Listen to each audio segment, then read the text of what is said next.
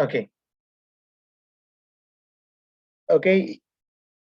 We have completed up to experiment number 13, ma, and today we'll go with experiment number 14.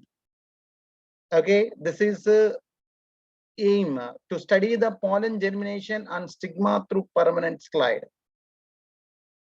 Okay, to study the pollen germination on stigma through permanent slide. That is the experiment number 14.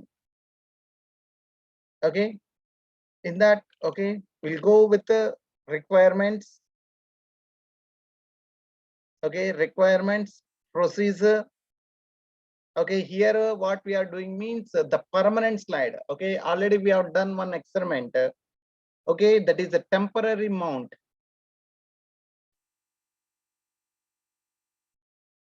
Okay, that is a temporary mount. That means by using a naturally occurring pollen grain.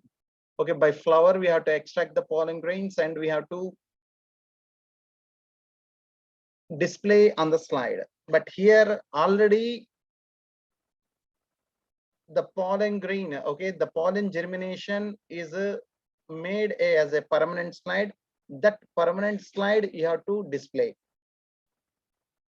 Okay, in that we have got some temporary slides and some permanent slides also.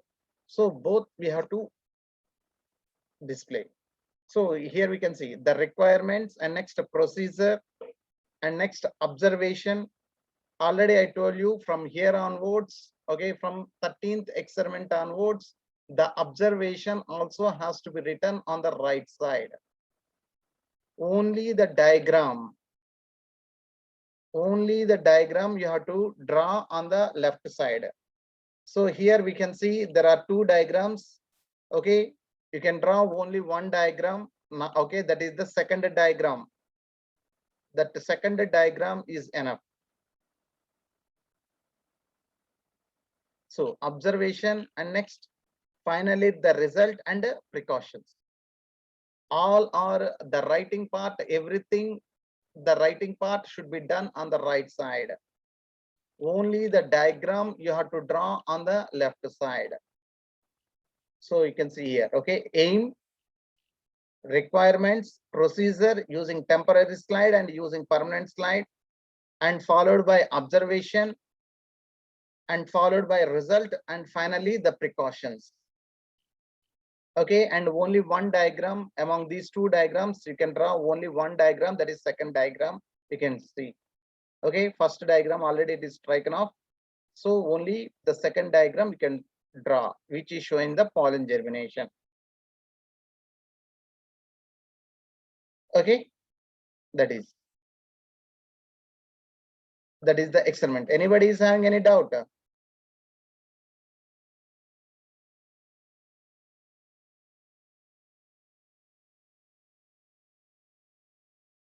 Okay. No, sir. And next coming to No, the sir. response. Coming to the topic. Okay, we are discussing about ecosystem and we are discussing about the different components of ecosystem. In that, the first one that is productivity, second one decomposition, and the third one energy flow, and the fourth one that is nutrient cycling. Okay, we have already discussed about productivity, the total amount of biomass that is produced by the producers in a particular unit period of time in a given area, we are calling it as a primary productivity. Whatever the total amount of biomass that is produced, we are calling it as gross primary productivity. And in that, some amount of biomass or organic matter will be used for its energy purpose, which is yield through respiration. So gross primary productivity minus respiration gives the net primary productivity. And this net primary productivity is the organic matter that is made available to the next trophic level. That means we can say consumers. Okay, whatever the total amount of productivity that is present in the consumers, we call it as secondary productivity. and the total amount we are calling as gross primary productivity. Okay, in this also the energy is obtained by respiration, that is minus respiration. We are calling it as a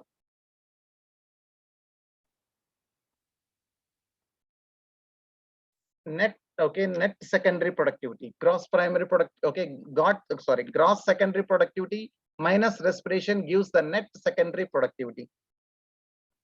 Okay, that is. And next, we already said, okay, the total amount of biomass that is produced in a year on the earth is around 170 billion tons. 170 billion tons. Of that, only 55 billion tons of biomass is produced from the ocean, which is occupying around 70% cover of the earth.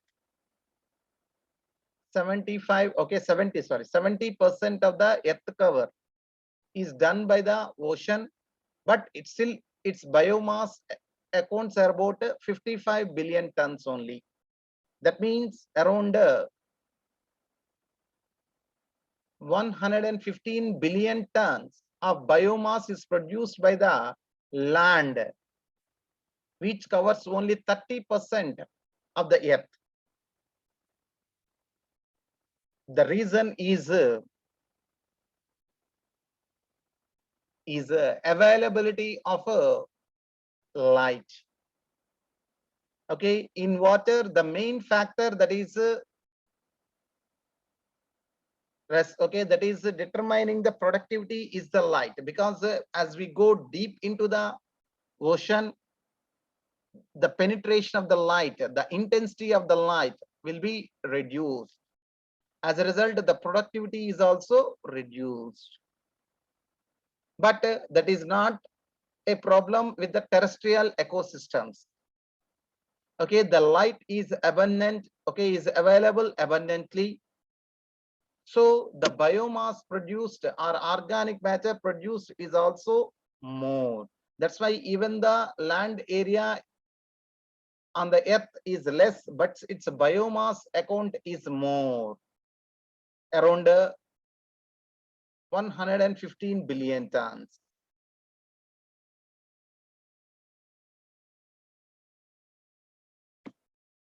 Okay, this is because the light is mainly responsible for this decrease in the biomass production in a water. And another thing is that, okay, in water we don't find large plants.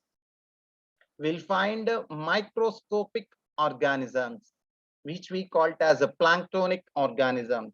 The major producers of the aquatic ecosystem is the planktonic, phytoplanktonic organisms. Okay, so which account for less biomass. Okay, you can understand later while we are discussing about ecological pyramids related to this biomass. Okay, pyramid of biomass. Okay, at the time we'll discuss in detail about this biomass. And the next component of ecosystem is the decomposition. Okay, if you take any food chain, while representing any food chain, no one will represent decomposes in any ecosystem. Okay, because the decomposers are present in all the trophic levels. They are depending upon all the trophic level organisms belonging to different trophic levels. So there is no particular place in the food chain or food web for the decomposers. That's why Okay, they were present everywhere, and they are mainly responsible for the decomposition of the dead and decaying organic matter. So that's why they were not specially mentioned in the food chain, but they are present in every food chain. Okay, that is it. And next, here the decomposition. Okay, here we'll discuss about this decomposition. You may have heard of the earthworm being referred to as the farmer's friend. Okay, in your lower class, you might have come across. Okay, earthworm is considered as the friend of farmer. Why the earthworm is considered as a friend of farmer? This is because they help in the breakdown of complex organic matter as well as in loosening of soil. Okay, it makes burrows into the soil, making the soil porous. Okay, and availability of oxygen to the roots, increasing the availability of oxygen to the roots, which helps in the growth of the roots healthy. And they are also involved in breakdown of complex organic matter into simpler organic molecules. That's why they are all okay because of these two reasons, because they are involved in breakdown of complex organic molecules, and the second one is loosening of the soil and making the soil porous. So because of these two reasons, we are saying the earthworm as the friend of farmer. In the same manner, the decomposers also similarly decomposers break down complex organic matter into inorganic substances like carbon dioxide, water, and nutrients, and the process is called decomposition. So, like how the earthworm is converting the complex organic substances, okay, involved in the breakdown of organic complex substances. In the similar fashion, okay, the decomposers are also involved in the breakdown of complex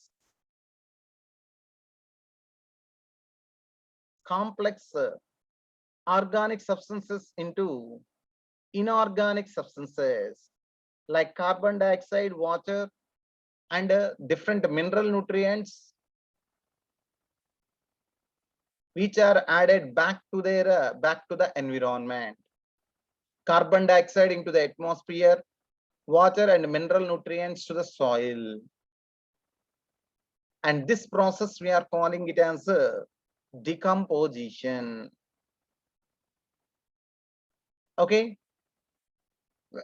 this process altogether we are calling it as a decomposition, and this decomposition process involves different steps. Okay, different steps, and with the different organisms involving at a different levels. Okay, so we'll take into consideration one dead body part, and how it undergoes decomposition we'll discuss. So the dead plant remains. So we are taken into the consideration some one dead plant. The dead plant remains such as the leaves, bark, flower, or even if we take animal, a dead remains of animals including fecal matter constitute the detritus. So all these components, whatever the components that are obtained from the dead plant and animal,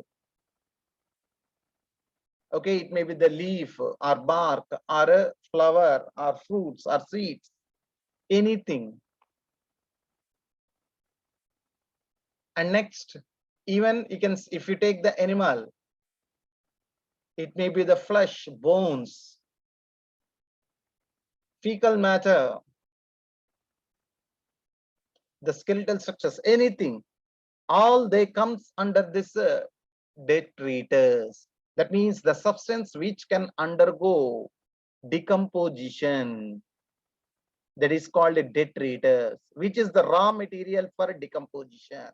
That means any substance which can undergo decomposition will fall into this detritus.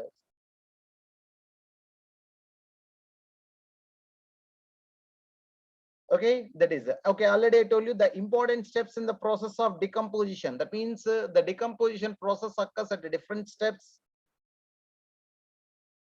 Okay, that is the first one, that is fragmentation, leaching, catabolism, humification, and mineralization. Remember very clearly, carefully. This is very, very important. The different steps involved in decomposition. Okay, regularly asking question in NCERT examination. Okay, the process of decomposition, or they will ask some individually the different steps to explain the different individual steps of okay, they may ask what is mean by leaching, what is mean by mineralization, or what is mean by humification. Like that they can ask. So this is very, very important concept. So what are the different steps that are involved in decomposition? Means the first one is fragmentation, second one is leaching, third one is catabolism, fourth one is humification, and next fifth one, the last one, that is mineralization. Okay, first fragmentation. Detrivores, that means the organisms which will feed on a dead and decaying organic matter.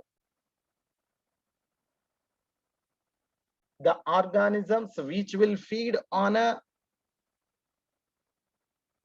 dead and decaying organic matter, we call it as detrivores.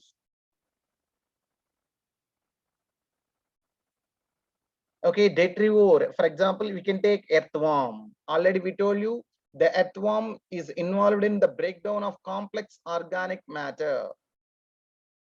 Okay, it will eat the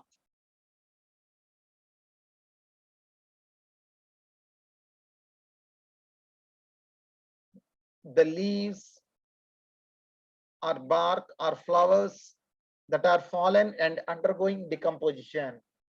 Okay, that are fallen from the tree, that are undergoing decomposition, that has to undergo decomposition. So that's why they are called as a detrivores. Break down detritus into smaller particles. This process is called fragmentation. Okay, when you observe here, the earthworm, okay, will feed on small decomposing leaves. Okay, it will take into its digestive system, and with the help of the gizzard, these food materials are broken down into small fragments, and the nutrients that are present in that okay, digested, okay, in that broken parts are absorbed, and the undigested food is sent outside, the larger particles which cannot be digested. So here what happens means, during this process what happens, the large organic particles are broken down into smaller particles, and this process we are calling it as fragmentation, and it is done by detrivores like earthworm. Okay, after fragmentation it is followed by the leaching. Okay, during leaching what happens, by the process of leaching, water soluble inorganic nutrients go down into the soil horizon and get precipitated as unavailable salts. Okay, that means whatever the water soluble nutrients or minerals, which we can say inorganic nutrients, minerals or nutrients or inorganic substances which are water soluble, okay, they get absorbed by the soil and and enters into the deeper layers of the earth, and they get precipitated and are no more available to the plants further. Okay, that is precipitated as unavailable salts because they are able to, okay, as they are dissolved in water, they get absorbed, that is called as leaching. They get leached to the deeper layers of the earth where it is get precipitated, where it is get precipitated. Precipitated means, okay, converted into complex molecules, and they get settled at the inner deeper layers of the earth. As they are present in the deeper layers of the earth, they are no more available to the plants. Okay, such phenomenon we are calling it as leaching.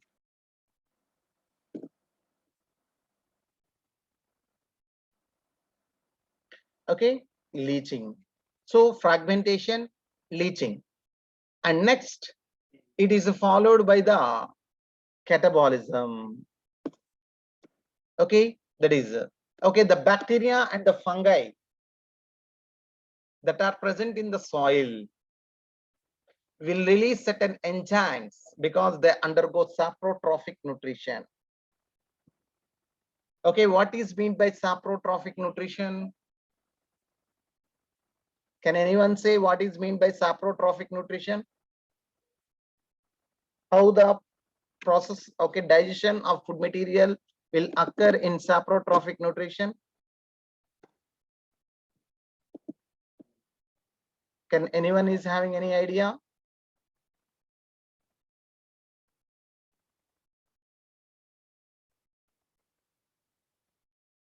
What is saprotrophic? How the nutrition occurs by saprotrophic method? Okay, in saprotrophic nutrition, the bacteria,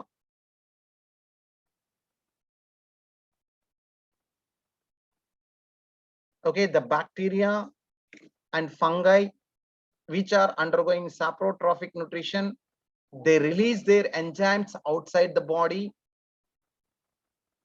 They release the enzymes outside the body because these bacteria and fungi are growing on a dead and decaying organic matter.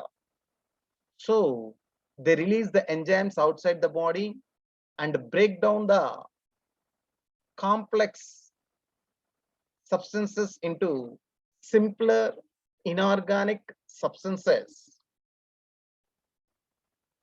Okay, simpler inorganic substances. Okay, and those are absorbed by the bacteria and fungi.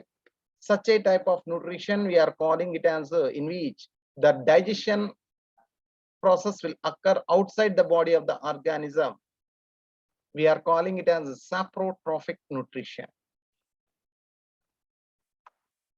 So here what the same we can see here. The bacteria and fungal enzymes degrade detritus into simpler or inorganic substances, and this process is called catabolism.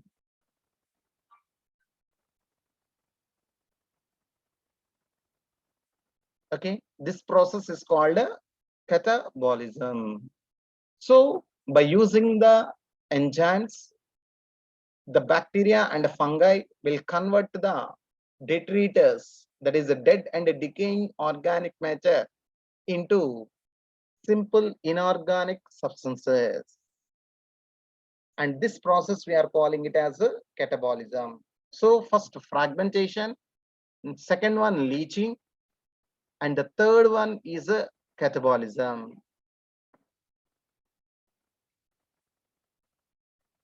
Okay, and okay, it is important to note that all the above steps in decomposition operate simultaneously on the detritus. Okay, it is not occurring. Okay, when you observe this fragmentation, leaching, and catabolism, all these are not occurring one after the other. They all can occur at the same time because they are done by different organisms. Okay, as they are done by different organisms. The fragmentation is done by detrivores. Okay, leaching can occur normally. Okay, because it's a physical process. And next, catabolism is also done by bacteria and fungi. So the different phenomena are occurring with the help of different organisms. So they can occur at the same time. There is no need of occurring one after the other. But humification and mineralization occur during decomposition in the soil. So we can see after the fragmentation, leaching, and catabolism only, the humification and the mineralization can occur, which are also the part of the decomposition only. What is mean by humification? That is a formation of humus. What is this humus? Humification leads to accumulation of a dark colored amorphous substance called humus that is highly resistant to microbial action and undergoes decomposition at an extremely slow rate. Okay, what is meant by humification means? Humification is nothing but accumulation of a dark colored amorphous substance. Okay, what is this dark colored amorphous substance means? We call it as humus. Okay, the process of formation of the humus only we are calling it as a humification. What is the characteristic feature of this humus means? It is highly resistant to microbial action. Okay, because this humus is a very fine, minute particles. As they are very minute particles, the enzymes cannot act properly. That's why they are highly resistant to microbial action and undergoes decomposition at an extremely slow rate. The humus undergoes decomposition but occurs at a very slow rate. Okay, and being colloidal in nature, it serves as a reservoir of nutrients because okay, as it undergoes a very slow decomposition, whatever the minerals that are present in this humus are made available to the plant. So that's why this humus is considered as a reservoir of nutrients.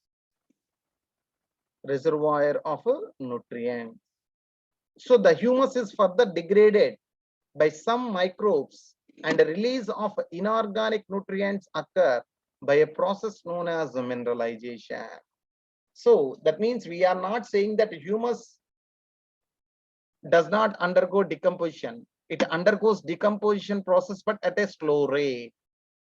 Okay, some of the microorganisms will act on humus and converts the inorganic substances into organic substances into inorganic mineral nutrients. And this process we are calling it as a mineralization. So that mineralization, okay, and these minerals which are present or which are formed from the humus is made available to the plant further, okay, for its absorption, and which helps in the growth of that plant. Understand?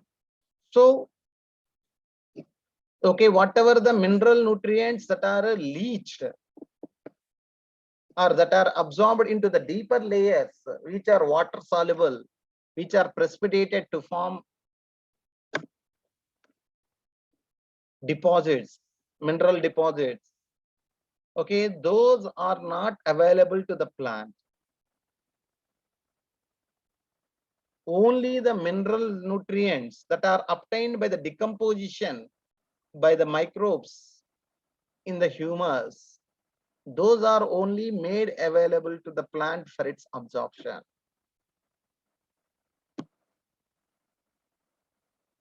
So that is, these are the different steps that are involved in a decomposition. That is fragmentation, leaching, catabolism, humification, and mineralization. Anybody is having any doubt here?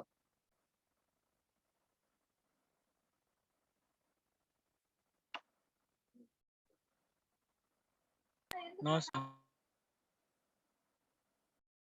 Okay.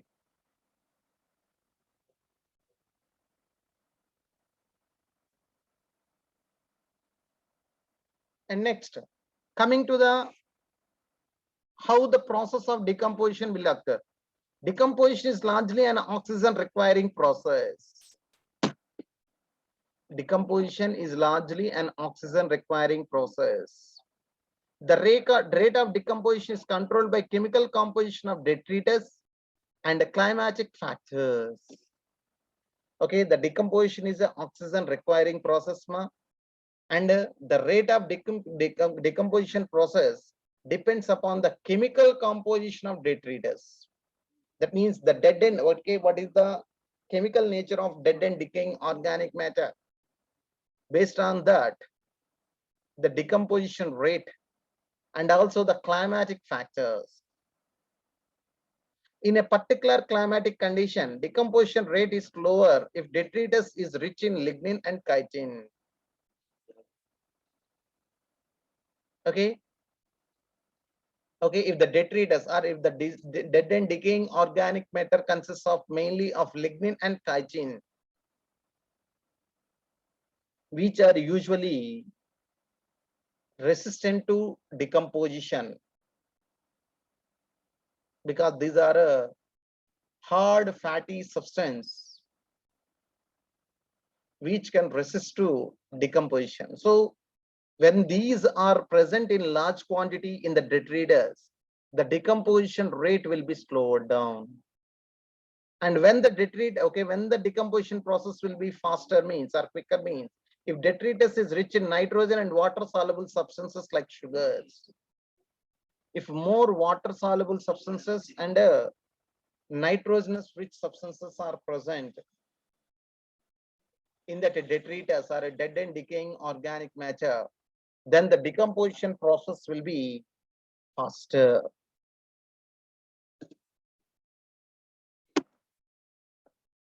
So that means the sugars and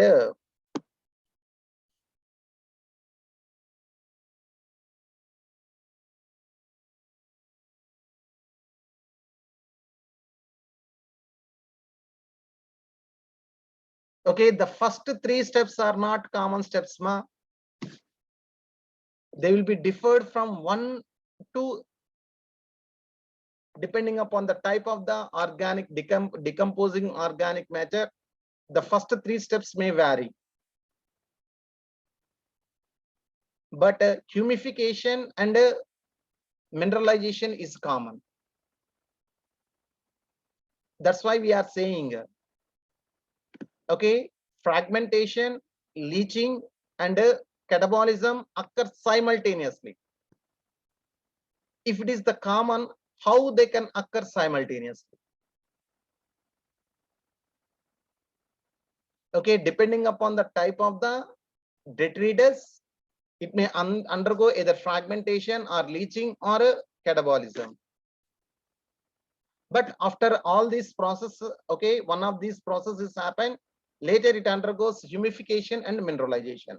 So humification and mineralization is the common process in decomposition, but not fragmentation, leaching, and catabolism. Okay,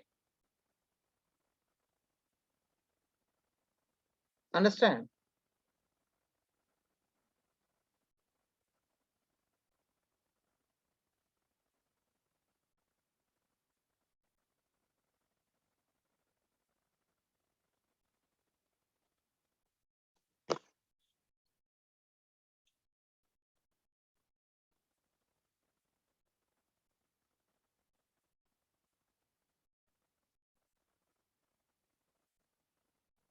Okay, and next, another, temperature and soil moisture are the most important climatic factors that regulate decomposition through their effects on the activities of soil microbes. So another important factor, that is temperature and soil moisture, because there are, okay, every organism is having certain optimum temperature. So depending upon the temperature and soil moisture also, the decomposition process is depending. And next, warm and moist environment favor decomposition, whereas low temperature and anaerobiosis, that is unavailability of oxygen, inhibit decomposition, resulting in building up of organic materials. That means if the temperature is warm and moist, then the decomposition process occur at a higher rate. But if the temperature is low and anaerobiosis, that means if oxygen availability is less, then the decomposition process will be lowered and it results in accumulation of organic materials. Okay.